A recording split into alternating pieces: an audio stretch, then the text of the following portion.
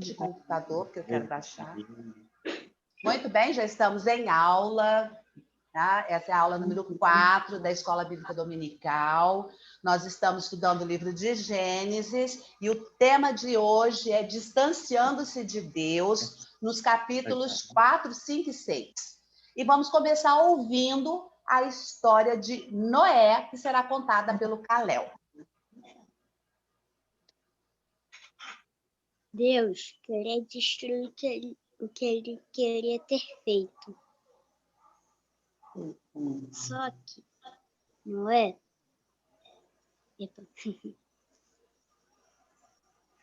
com uma grande chuva, só que tinha uma pessoa que ele gostava, que era Noé, porque ele sempre obedecia a Deus. Então, Deus falou para Noé e sua família para construir uma arca gigante e levar dois pares para cada animal. Então, quando o dia chegou, quando Noé construiu a arca, ele entrou com os animais e veio uma chuva forte.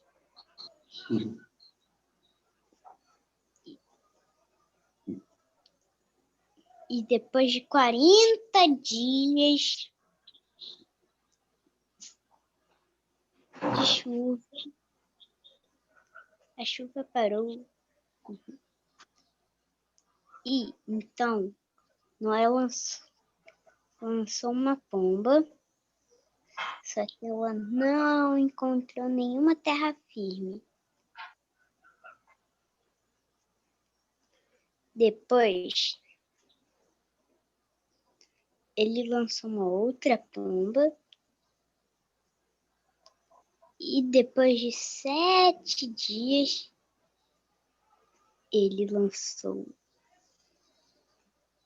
outra e aquela pomba que ele lançou trouxe um galinho de uma planta. Então daí, nós lançou uma outra e a pomba não voltou. Então, isso indicou que não tinha mais chuva e que a água tinha acabado. Então, Deus fez um grande arco-íris no céu com muitas cores. E fim. Muito bem. Em cima dessa história que Calel compartilhou para nós, que vocês leram em casa na leitura diária, estudaram a lição, tá? Então, nós vamos agora tirar lições especiais a respeito dessa história. Nós vimos na lição passada que o pecado rompeu o relacionamento do homem com Deus. O homem foi expulso do Éden e passou a viver a vida dele neste mundo, né? E é exatamente neste tempo quando surge a pessoa de Noé, nessa história que o Calel trouxe para a gente. Mas por que foi necessário a chegada até a pessoa de Noé? O que aconteceu da saída do homem do Éden até essa história que o Calel traz para a gente? É aí que a gente vai ver que, para Deus pedir que Noé construísse um grande barco, uma grande arca, colocasse lá os animais, selecionasse Noé com a sua família, aconteceram coisas e nós precisamos entender que mesmo estes acontecimentos que são tão tristes, trazem lições especiais para nós do grande amor e da grande misericórdia de Deus. E isso é muito especial. Eu não sei quantos de vocês estão acompanhando essa novela Gênesis. Eu não estou, não tenho tempo. Eu só consigo desligar esse computador à meia-noite, porque eu estou me obrigando a desligá-lo à meia-noite. Mas como eu estava em reunião ontem, até às 21 horas, a hora que eu subi, que eu fui para o quarto, o Miguel já estava em outro canto, mas largou a televisão ligada. Ele estava assistindo o jornal e eu entrei, e da hora que eu entrei no quarto, estava exatamente a expressão de Lameque, quando Lameque diz para a mulher dele que ele matou 2 homens. Tá? Mas eu não continuei assistindo, né? Eu tinha muita coisa para fazer, só passei e parei, dei uma olhada naquilo, e falei, isso tem tudo a ver com a lição de amanhã. Será que tem alguém assistindo? Né? Então, eu não sei quantos estão seguindo, eu só ouço os comentários nos grupos de quem está seguindo, que está gostando, que não está gostando, e estão indo em frente. Mas aí a gente tem exatamente aí a saída de Adão e Eva do paraíso e o nascimento de Caim e Abel. O que nós aprendemos do que acontece com Caim e do que acontece com Abel? Que lição você, ao estudar a lição, ao ouvir o vídeo, que lição você trouxe para esse nosso encontro? O que aconteceu com Caim e Abel?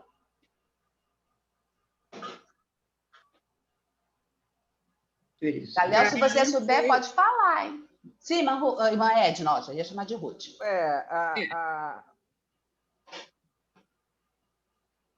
Irmã Edna, Caim... a irmã ia falar Caim?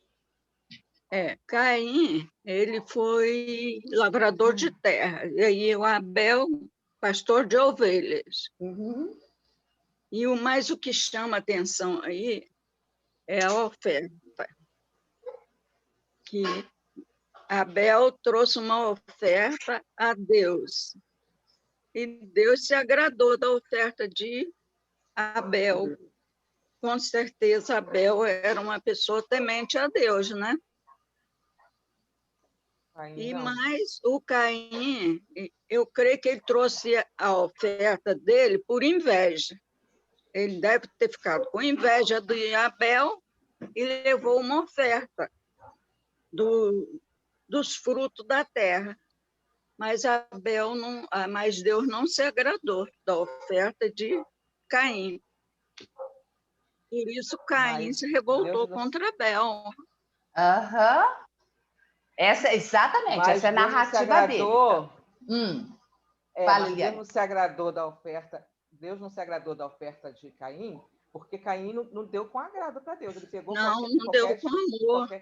Não deu com amor. Ele pegou de qualquer jeito. Ele pegou a oferta dele do chão. Ele não deu. E Abel já foi diferente, né? Abel deu o melhor dele ali da ovelha, né? Então essa é a diferença. Por isso que Deus não se agradou de Caim, né? E na história mesmo, Abel, ele era temente a Deus, Caim não era. Como é que a gente chega à conclusão à luz desses textos, à luz dessa narrativa? Fala, irmão Selmo. Eu vejo o seguinte, a queda do homem no Éden trouxe uma consequência desastrosa até o dia de hoje. Quando rompeu o relacionamento entre família, entre casal, Adão e Eva deveriam ficar sempre culpando um ao outro aquela situação, aquela responsabilidade. E os filhos crescendo ali, Caim observou tudo aquilo e absorveu aquilo que não prestava. Ele foi uma pessoa revoltada, e quando aconteceu o lance com Abel, aí piorou e tornou o caldo. Ele teve a inveja e veio a matar o irmão, e aí veio a situação. Veio até hoje essa degradação, porque esta semana, agora eu assisti no jornal, na TV, ver, embaixo vem aquelas legendas de notícias e eu li alguma coisa assim. Um filho que, numa discussão com a mãe sobre notas escolares, matou a mãe, ele foi condenado a 45 anos. Gente, veja qual foi o motivo dessa morte e essa condenação. No mínimo, ele deveria ser o errado, porque se ele tivesse notas boas, a mãe não ia dar motivo para que ele a matasse. Ele deveria ser o culpado. Então, de qualquer maneira, ele não reconhece, matou a mãe e a consequência foi 45. Isso aconteceu agora, esses dias. Então, o que acontece? Veio trazendo até agora essa degradação. Exatamente. Então, os relacionamentos rompidos, né? E o que a Bíblia traz para a gente? Como é que a gente chega a todas essas deduções? Porque a Bíblia não fala que ele observou Adão e Eva, não traz nenhuma nuance para a gente chegar a essa conclusão. A gente está falando que Abel adorava a Deus e Caim não. Mas a gente não tem subsídios bíblicos para afirmar o que acontecia ou deixava de acontecer.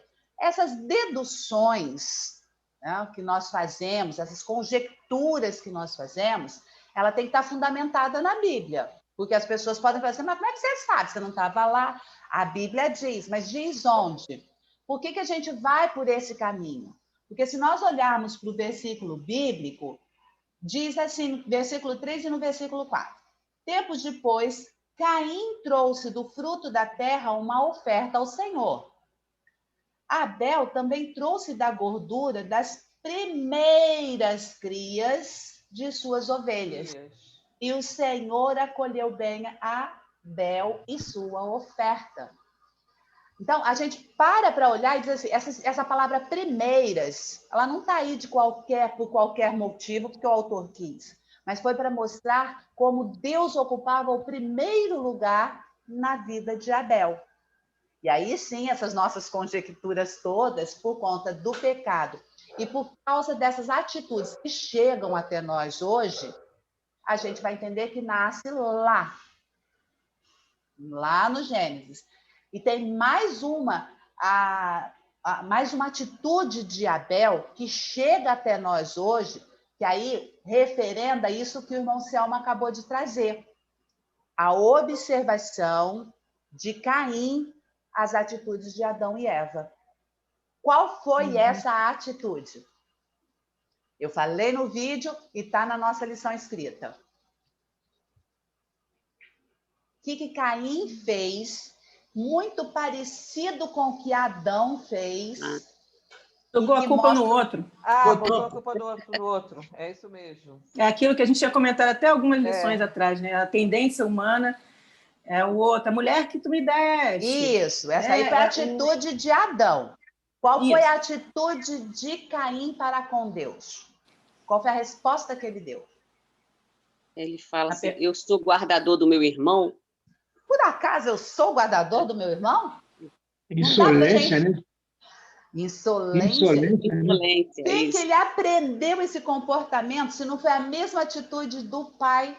Aí o pai e a mãe, como o irmão Selmo trouxe, né? Discutindo lá, brigando. Não, mas você que me ofereceu. Ah, mas você respondeu isso para Deus. Caim e Abel estão vendo isso tudo. Estão aprendendo, né? A esponja, né? Exatamente. Irmão Selmo. Até hoje, o homem não aceita a responsabilidade. Sempre joga em cima do outro aquilo que ele faz de errado. Exatamente. Irmão Selmo. Eu observo como a Márcia falou, a Márcia Cabral, é muito fácil jogar a culpa no outro, não assumir a responsabilidade. Eu tive um pastor na minha vida que marcou muito a minha família por 14 anos. E ele tinha, de vez em quando, umas nuances de dizer o seguinte, vê se os irmãos conseguem ver a minha imagem. Ele apontava assim, ó, quando você apontar o dedo para alguém, lembre-se que tem 4 apontando para você. Só um, que é o indicador, vai para o outro. E os outros 4, vêm para você. É fácil você apontar o outro. assume. Exatamente. E aí, então, a gente vai perceber nesse relacionamento de Caim e Abel, né, muito das ações que nos distanciam de Deus. Então, não dar as primeiras coisas para Deus, tá?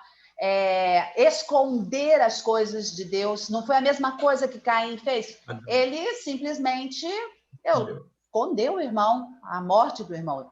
E o mesmo fez Adão e Eva, eles estavam escondidos de Deus. De Deus a gente não esconde nada, Deus sabe tudo. Tá? Então, a gente continua escondendo, a mentira continua aí, né? O afastamento das responsabilidades continuam postas aí. Então, a gente vai percebendo isso. Mas onde é que a gente vê um elo de ligação do homem com Deus em Caim, no nascimento de Caim e de Abel? Porque a gente está falando assim que a presença deles realmente, não, o que aconteceu entre eles foi muito triste. Mas a lição mostra a graça de Deus e mostra a tentativa do homem em se relacionar com Deus quando Caim e Abel nascem. O que a lição trouxe para a gente ali? A Eva diz, né, que ela foi agraciada, né, que Deus perdoou ela, né, dando um filho para ela, né, que ali seria o perdão, né, a comprovação do perdão. Isso em Caim, né? Em Caim. Porque o nome de Caim significa o Senhor me remiu. Ela se sentiu perdoada por Deus, né? E por que o nome de Abel? Abel. Esqueci. Abel significa vapor, vaidade, né? E o que isso teria a trazer para aplicar e ela ver o relacionamento dela com Deus? O que o autor da lição trouxe para a gente? Eu achei muito bacana, porque eu nunca tinha parado para pensar nisso, no nome dos dois. Eu digo que tem novidades preciosíssimas nessa lição, nessa revista. Vapor é algo que se esvai. Vaidade é uma coisa que nos separa de Deus. Por que ela pôs o nome de vapor, de vaidade no filho?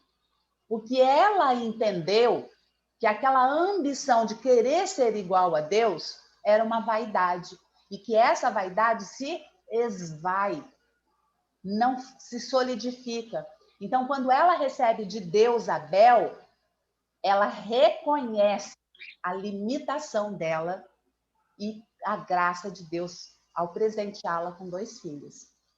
Então, a gente consegue perceber que essa graça de Deus chega na vida da mulher, do homem, com a presença de filhos, não? E aí a gente percebe plenamente como a presença de filhos tem que nos abençoar. Então, quando a gente olhar para os nossos filhos, lembrarmos de que eles são presentes de Deus. Né? Como o salmista vai dizer, né? A gente enche a nossa aljava, a nossa vida. Né? Ontem eu ouvi o testemunho de uma senhora, de uma jovem, né? Que criada no Evangelho, mas tinha muitas dificuldades para entender o relacionamento com Deus. E ela não queria ter filhos porque ela dizia, isso vai me prender, vai me escravizar, não me dar prazer. Quando o casamento, depois de 10 anos, o marido foi questionando e ela cedeu e acabou tendo um filho, ela descobriu a grandiosidade do amor de Deus encarnado. Porque ela olhava para aquela criança, né? A criança agora está com 3 meses, mas o discurso dela é outro. Ela chegou a ponto de dizer que na escravidão de servir a Deus, ela encontrou a verdadeira liberdade. Mas ela só entendeu isso quando ela embalou o filho pela primeira vez. Porque ela entendeu o quanto aquilo impactou a vida dela enquanto mulher, o quanto aquilo mostrou o grande amor de Deus pela vida dela. Praticamente, eu acho que ela se converteu no parto, né? Porque crescer na vida cristã, crescer no meio da igreja é uma coisa. Você se apaixonar e mudar o seu discurso só quando você se converte. E aí eu até brinquei com a minha amiga, falei assim, ela se converteu no parto, hein? Que ali ela realmente e membro de igreja, ó, há muito tempo.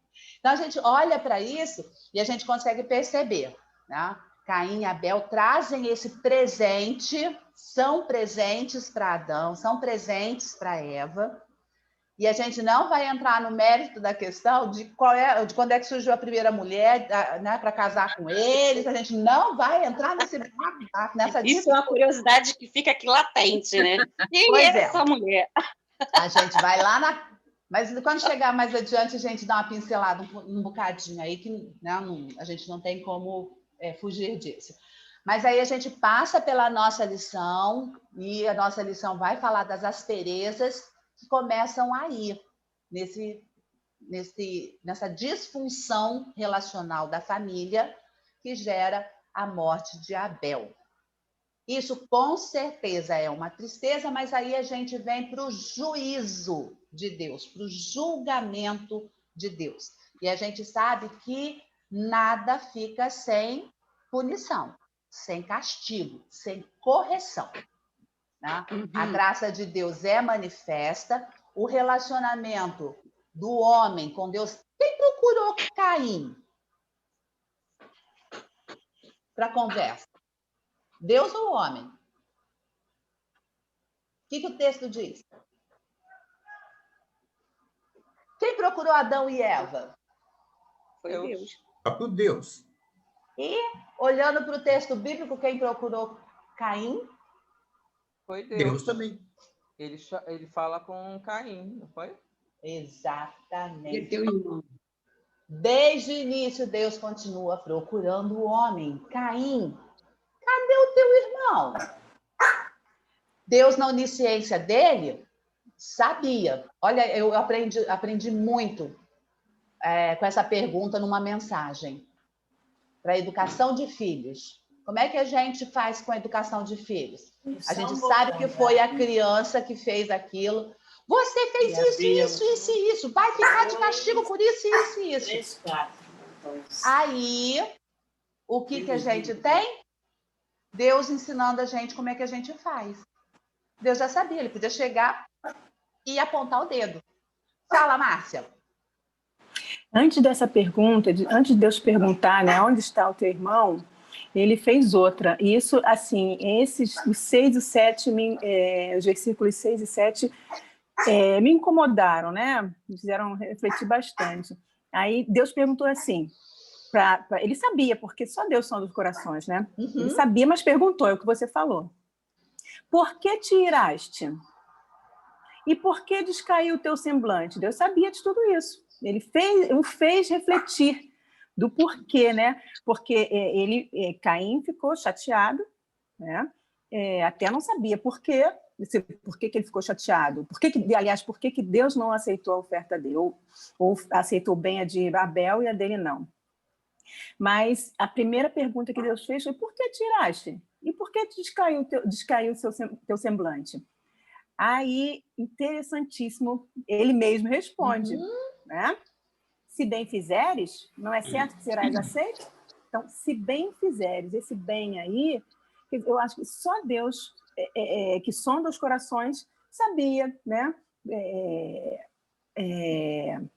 O porquê dele aceitar o de Abel e isso, da intenção do coração.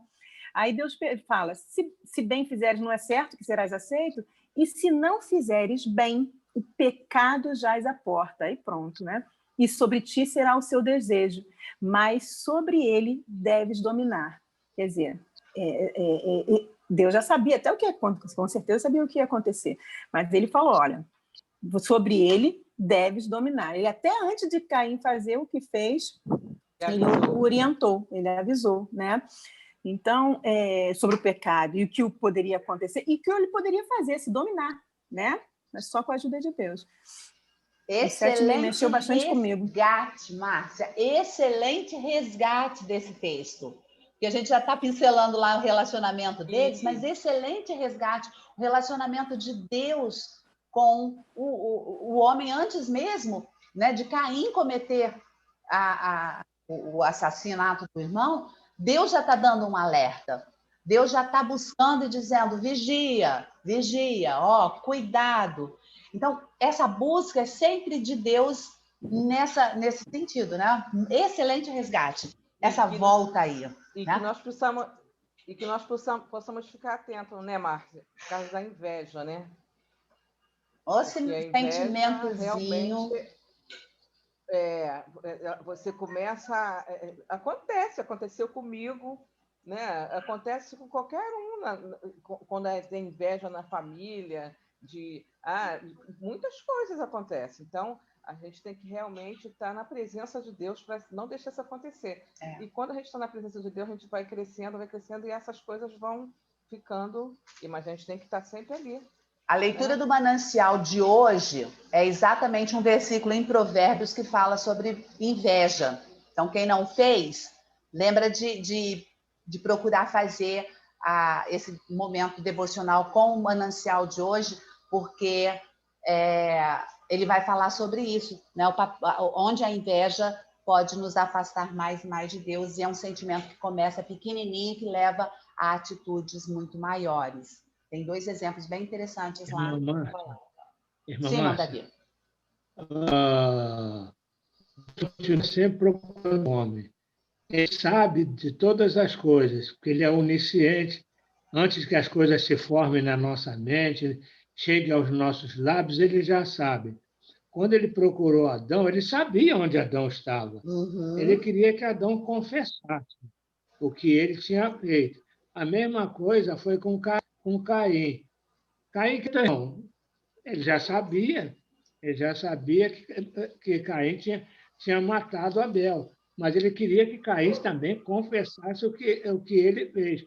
Então, Deus está sempre procurando a gente para que nós confessemos, nós cheguemos a Ele e digamos a Ele aquilo que nós estamos sentindo, que estamos fazendo, para que possamos nos reconciliar com Ele e reconhecer o nosso erro e pedir perdão, porque a Ele está sempre pronto a nos perdoar.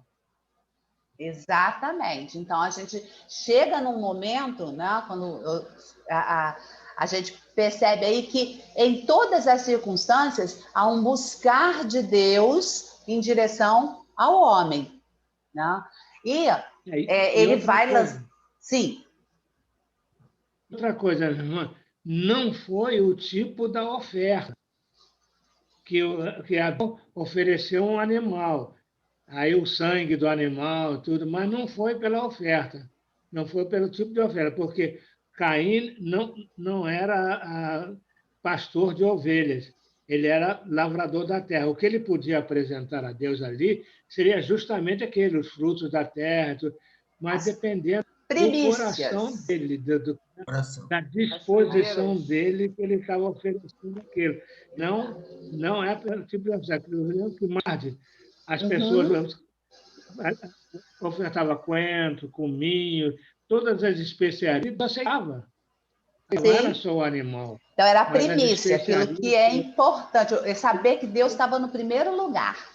Né? É o cuidado, né? Uhum. É o jeito de apresentar. Isso. É o cuidado com o que vai oferecer. Aquilo ali realmente importa para mim, né?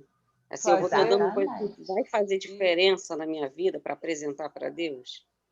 E aí a gente vai lá... melhor para Deus, né? Isso. Aí a gente vai no exemplo da Jesus sentado no templo, observando quem entregava as ofertas. Né? E aí ele diz que os homens chegavam e entregavam grandes ofertas, mas para se aparecerem diante dos outros. Então chega uma viúva que entrega tudo que ela tem. 2 moedinhas insignificantes. Mas o Senhor disse, esta é a que deu a maior oferta, porque ela deu do coração, ela deu... Não é entregar por entregar, mas é o sentimento com que ela foi. E o Senhor, é isso que Solange falou, é o valor que você dá na atitude de entrega. Né? Então, é essa atitude de entrega que a gente precisa resgatar. Então, quando a gente olha para isso, né, a gente está num ambiente que Deus apresenta o castigo que vai recair sobre Caim, e aí é outra complexidade teológica e de investigação, porque ninguém sabe que castigo foi esse, que marca foi essa que foi colocada sobre ele, mas a geração, a descendência de Caim vai ser uma geração de homens qualificados, hábeis, mas violentos. E esta geração de Caim vai ser considerada mais adiante como filhos dos homens, carregados de violência, de maldade, de corrupção. E aí, ó, a gente tem a graça do Senhor chegando mais uma vez. Como é que Deus manifesta a graça dele na vida de Adão e de Eva? No nascimento do Sete. De Abel. No nascimento de Sete. Sete. E qual é o significado do nome de Sete? Quem lembra? Está aqui na revista. Exatamente. Quando Deus dá Sete para Eva, ele está compensando a perda de Abel. Esse é o significado do nome de Sete. Compensação pela dor. Tá? Essa compensação pela dor, pela perda de Abel, faz a alegria retornar ao coração de Eva. E mais ainda, o que é que tem nessa genealogia de Sete especial e que o autor destaca na lição? Onde começa a invocar o nome de Deus, não é? Não é. É isso? Eliane foi no ponto que vai cair lá e não é. A geração de Sete começa a invocar o nome de Deus, a adorar o nome de Deus. Então, a gente percebe que com o nascimento de Sete, aí vão nascer filhos e filhas, e aí é de onde vêm as esposas, né? E aí o mundo vai se crescendo, as cidades vão se formando, porque a família de Lameque a família de Caim, a geração de Caim, vai construir a primeira cidade. Então, eles já começam a se agrupar, já não é uma familhona toda, eles já começam a... Então, a gente imagina que aí já cresceu-se muito, porque Lameque vai ser quase que a 10ª geração de Caim. Então, quantos anos passaram aí? Se cada um estava vivendo 900 anos, 800 anos, 700 anos, eram muitos anos. E mesmo assim, a gente ainda tem outra pergunta, né? Como é que eram contados estes anos? Eram os 365 dias que temos hoje? Esse é o calendário grego. Acho que não, né? O calendário israelita é menor que o calendário grego. Pelo nosso tempo agora, não é. Então, a gente não sabe como lá no Gênesis era a contagem de tempo. Se a gente estudar a história, a gente vai perceber como é que eles começaram a contar o tempo. Quem estuda matemática, quem estuda história, sabe onde é que isso surge. Mas o nosso tempo não permite a gente fazer esse tipo de abordagem toda. Então, foco na família de Sete, né? E foco na família de Caim. Porque a família de Caim, com todo o pecado, gera os filhos dos homens. A família de Sete gera os filhos de Deus. Não? Então, a gente começa a ter duas vertentes seguindo aí, que vai agraciar a vida de Adão e Eva, e Deus começa a ser adorado pela linhagem de Sete. Então, a gente vai perceber que o temor a Deus vai caminhando nesta direção. De acordo com a nossa lição, e o irmão Selmo já pontuou, a família de Sete vai chegar em Noé. E uma coisa que eu percebi, assim, uma digressão rápida. Tem Lameque na família de Caim e tem Lameque na família de Noé, na família de Sete. Então, a gente prestar atenção que não são os mesmos Lameques e são histórias diferentes. Se você pegar de novo... também, não é? Exato. Também, né? Isso. Né? Enoque está na família de Sete também. Né? E ele é tão importante, assim, ele anda tanto com Deus, que diz que Deus... Translador. Deus para si o tomou. Então, Enoque não experimenta a morte. Aí uma prova que o homem não foi feito para morrer.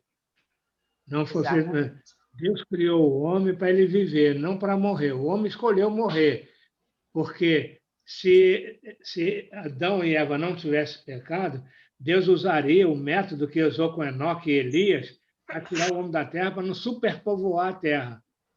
Aí o homem não conheceria a morte.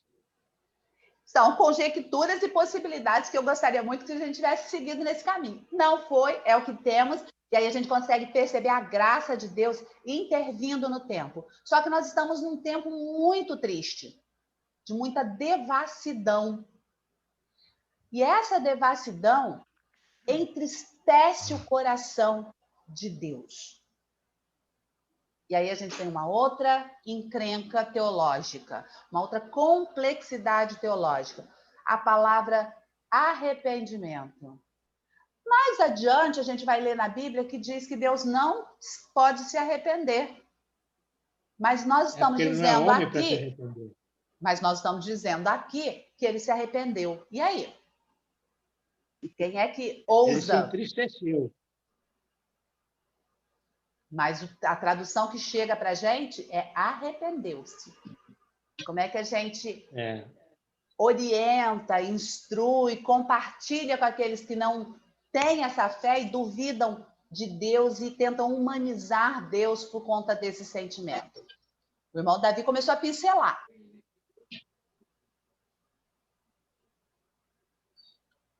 Irmão Geraldo, libera seu microfone.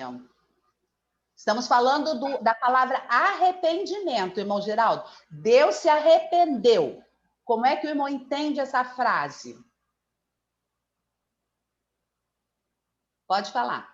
Para mim, ele se entristeceu. Irmão, o senhor ficou decepcionado com a maldade do homem, mas encontrou ainda dentre esses homens plenos de maldade, um homem que era obediente a ele. Sim, mas volta lá, volta na palavra arrependeu-se. Deus se arrependeu, o irmão começou bem. Vamos ficar em Deus, na atitude de Deus. Qual é a diferença entre o arrependimento de Deus e o arrependimento do homem? Deus se arrependeu, está escrito na Bíblia. O irmão falou, Deus se arrependeu porque ele ficou decepcionado com o homem. E qual é a diferença do arrependimento do homem? O homem precisa reconhecer que Deus tem que ficar em primeiro lugar na sua vida. Aí nós vamos agora, porque nós vamos chegar agora, né, naturalmente, a pessoa de Jesus Cristo. Não é? A pessoa de Jesus Cristo. E muitas confusões existem com relação à natureza de Jesus Cristo, né? Então, mas vamos na nossa lição. Nossa lição, irmão, a gente vai deixar Jesus Cristo mais adiante. A gente põe o foco no arrependimento de Deus. Aí o irmão volta para a pessoa de Deus, que a gente está estudando Deus Pai, Deus Criador. Tá? Esse sentimento que a gente tem que aprender a clarificar para as pessoas, para a gente poder compartilhar com as pessoas quem Deus é. Esse sentimento, Deus se arrependeu, é uma complexidade. Como é que a gente faz isso, irmão Geraldo? Bom, o arrependimento do homem precisa ser pleno. Precisa ser pleno. Não pode haver meio termo. O homem não pode negociar com Deus. Porque, aliás, não pode negociar com a tentação. Não é? O homem não pode negociar com as trevas, valores do reino de Deus. Perfeito, gente. Olha só, irmão Geraldo pontuou e agora está muito claro a diferença entre o arrependimento de Deus e o arrependimento do homem. O arrependimento de Deus está naquilo que o irmão Davi falou, naquilo que o irmão Geraldo falou. O homem estava decepcionado com Deus, Deus estava decepcionado com o homem, Deus estava triste com as atitudes do homem.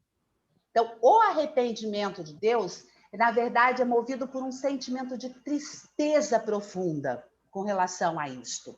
Esse é o arrependimento de Deus, de ver aonde a criação dele chegou, tamanho da corrupção. O nosso arrependimento é por conta do pecado. Isso que o irmão Geraldo trouxe. Esse arrependimento nosso tem que ser pleno, mas a gente tem que reconhecer que a gente é pecador. Então, na verdade, nós não podemos confundir os sentimentos. É esse sentimento de decepção, de tristeza profunda de Deus, que tem que chegar ao nosso coração, de tristeza, de decepção profunda com a gente mesmo, por termos nos afastado de Deus e nos reconciliar com Ele. Então, quando o autor coloca essa palavra ali, na verdade é uma lição para nós, de tamanha dor do sofrimento e do coração de Deus. Anselmo. O arrependimento de Deus é a tristeza, a decepção, como você falou, ela é proporcional ao amor que ele tem por nós. Porque ele ficou triste em ver o homem fazer aquilo que ele não queria que o homem fizesse. Não era o desejo dele. Então, esse foi o arrependimento, foi a tristeza dele, porque o amor dele era muito grande. Tanto é que, logo em seguida, ele deu o escape através de Noé. Exatamente. O que ele vai encontrar ali? Né? Aí é onde eu interrompi o irmão Geraldo na fala dele, que ele já ia dar o bizu do próximo, né, da nossa próxima discussão, e aí eu vou dar a palavra de volta para ele continuar para a gente. Qual foi o escape, irmão Geraldo, que Deus deu para o arrependimento? Ele se arrependeu. Vou destruir toda essa humanidade. E o irmão ia falando e eu te interrompi. Qual foi o escape que Deus deu para o grande arrependimento dele e o julgamento que ele fez? Destruição total. Qual foi o escape que ele deu, irmão Geraldo? É a paciência, é o amor. E ele ensina, né? Ele nos ama de uma maneira tão especial, né? Não sei se eu posso já falar sobre os 70 vezes 7.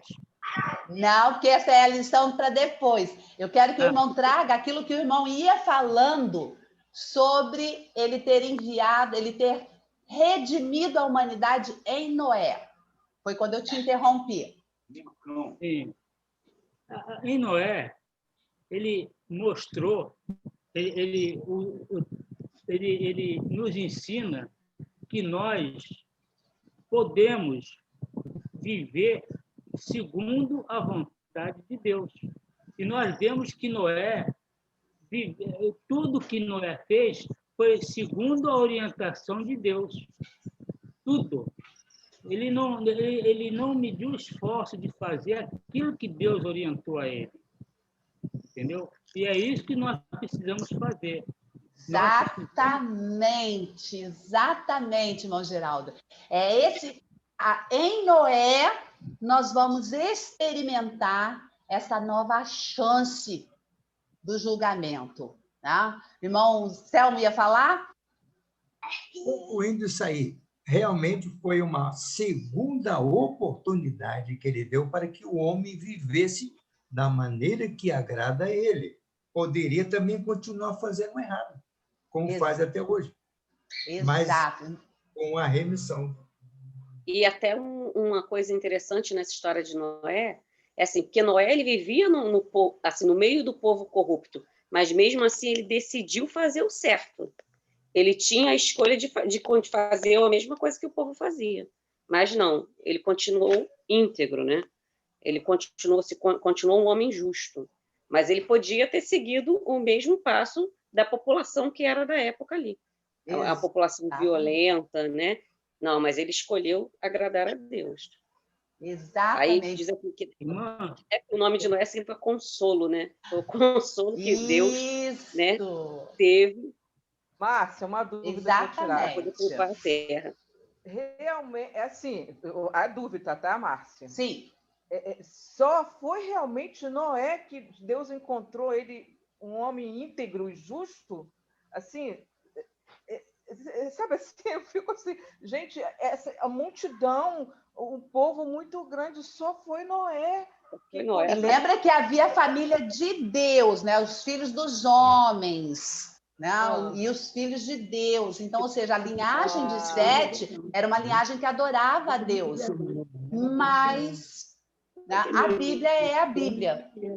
A Bíblia diz que Deus somente encontrou em Noé, na família de... E olha que não foram nos filhos, hein? Consegue perceber? A Bíblia diz que Noé era um homem íntegro. E por causa da integridade de Noé, Sem, Cão e Jafé foram abençoados. Né? Então, a gente não sabe se eles também adoravam a Deus. Porque o pecado vai junto. Porque depois de Noé, né, se Deus extinguiu todo, né, como a Bíblia diz, toda a humanidade, o pecado foi junto. Porque ele chegou até a gente. Ele está aí com as mesmas corrupções, com as mesmas faltas de temor, com a mesma imoralidade. Ela veio com os filhos de Noé. A integridade de Noé é permeada também, mas, infelizmente, eles estão aí também. Estamos caminhando para o final da nossa lição. Vou ouvir o irmão Davi e já dou a palavra para o irmão Geraldo. O irmão Davi ia falar. Fala, irmão Davi. Eu ouvi uma pessoa falar, nós somos descendência de Noé. Aí eu disse assim, nós somos descendência de Adão, porque Noé era descendência de Adão. Então, se ele era descendência de Adão, também nós somos descendência de Adão e não de Noé. E aí eu vou dizer, a gente é descendente de Caim? Vai que Sem, Cão e Jafé, um deles casou com uma das filhas dos homens que estava lá. Né? A gente não sabe. Então, a gente pode viajar nesse mundo da imaginação e chegar às interpretações que nós entendermos, mas a gente não pode, a gente precisa, não é que a gente não vai, a gente precisa estar sempre voltando para o texto bíblico e tentando pedir ao Senhor esse discernimento. Irmão Geraldo, sua contribuição para a gente caminhar para o final da nossa lição. Amém, meu irmão. O irmão Selma abordou com muita propriedade que foi uma segunda oportunidade que Deus concedeu. E essa segunda oportunidade Deus concedeu a Israel. A Israel. Para que até hoje possamos viver com a certeza de que somos amados pelo Senhor. E aprendermos a viver de acordo com os métodos de Jesus Cristo, que é o amor. Exatamente. Então, olha só, essa segunda oportunidade abre a porta para a gente estudar várias outras oportunidades que nós vamos encontrar no texto bíblico. Deus estará sempre voltando e tentando mostrar o caminho. Quando a gente chegar lá em Abraão, a gente vai perceber que aí Israel vai ser montado, a gente vai chegar em José e a gente vai continuar percebendo as intervenções de Deus na história, o controle de Deus na história, o cuidado de Deus com tudo isso. Mas como nós estamos aqui, neste tempo, fechando, né, o surgimento aí da família de Noé, a maneira como Deus vai mostrar novamente a graça e a misericórdia dele, né? Nós chegamos em Noé, e aí a gente percebe que Deus vai dar essa ordem, vai construir essa arca junto com Noé, vai dar esse direcionamento, porque na lição da semana que vem, nós vamos ver essa nova chance que Deus vai dar e como é que nós nos apropriamos disso. Então, o que nós precisamos entender da lição de hoje para a gente fechar? Não há pecado que fique oculto. Não dá para a gente esconder nada de Deus. Deus sabe tudo, desde a intenção do nosso coração, como a Márcia bem resgatou lá no início. Já antes mesmo da ação, Deus já sabia disso. né? A gente percebe que é nesse meio de caminho aí, a gente embora ainda não tenha abordado, mas o autor da lição passou e disse, antes eles viviam 700, 900, tantos anos, e depois o Senhor diz que que o homem passou a viver quanto tempo só? 120. 120. Né? E hoje a gente tem pessoas que chegam a 120? Não, uma ou outra, né? Quando chega aos 100 anos, a gente está fazendo aquela big festa, gente que viveu 110. Nós tivemos um membro da nossa igreja que passou dos 100 anos, né? Então, eu me lembro que eu participei do culto do centenário dessa irmã aqui, que foi a mãe da irmã Maria Araújo. Então, coisas assim... Apareceu essa semana uma que, com 111. Então, acho que tomando vacina. Olha só como isso... Né?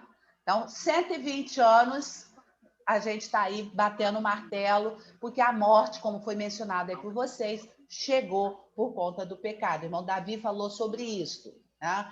E, de especial nisso tudo, Deus sempre procurando o homem, e nós temos que adorar sempre a Deus. Adoração a Deus é a base de uma boa sociedade. É a base de uma boa família. Tá? Então, nós vamos encerrar nosso encontro para glorificar o seu nome, né? Exatamente. Então, é adoração. Tá? Mesmo diante de um assunto tão triste, né, de capítulos tão pesados como o de hoje, nós tiramos lições muito preciosas, que é a adoração do nosso Deus. Tá? Então, estarmos adorando imensamente o nosso Deus. Então, Deus seja louvado por isto.